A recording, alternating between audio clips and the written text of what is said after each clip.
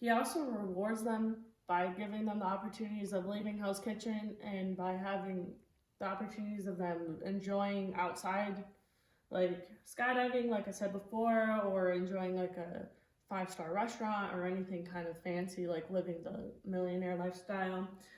He's an autocratic leader because of the way he handles things. Like he has some strengths and weaknesses.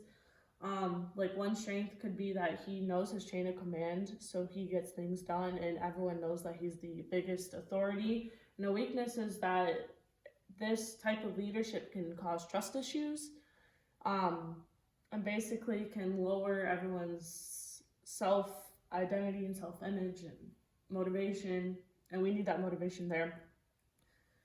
So for my appreciative inquiry part, I interviewed 3 people. I interviewed Marino, who works front of the house, so he works the dining room.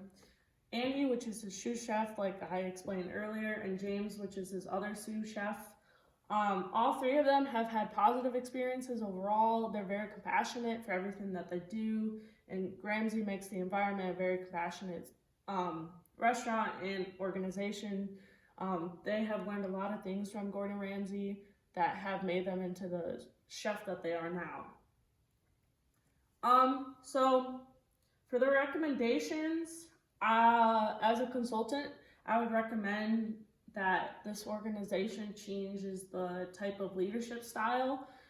As for that, I think they should change it into the democratic leadership because it does build stronger relationships, and when you work in a restaurant, you do need those stronger relationships to develop for trust.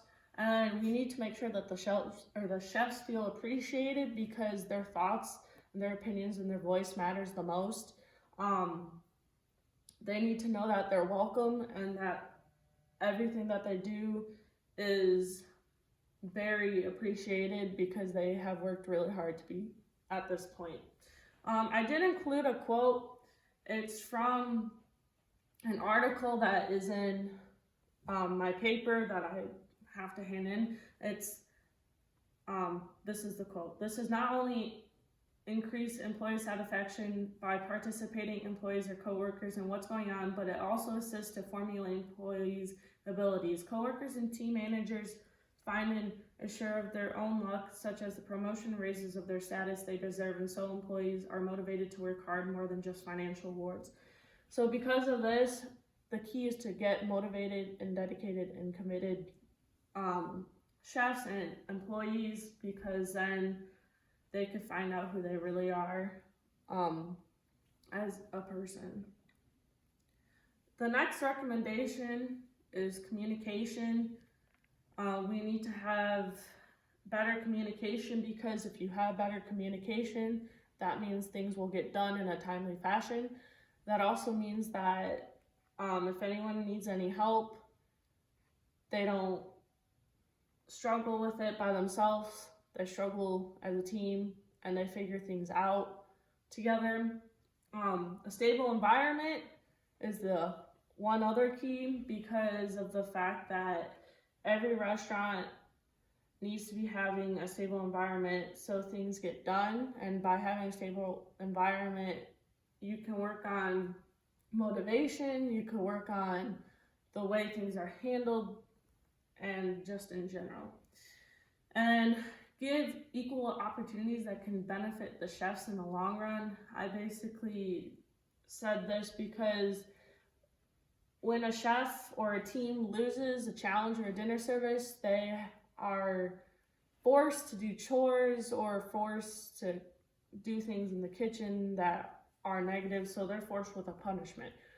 I personally feel that they should get an opportunity that's a reward so that they're more likely to benefit from the experience. Like for example, Ro from season 11, when she won her challenge by herself and her steak won, her steak was pictured all across billboards in Las Vegas, and it happened to be in a famous magazine. So like that's very beneficial for a chef as well, so that they can know that their worth and that their hard work is improving and shows through their food. and passion.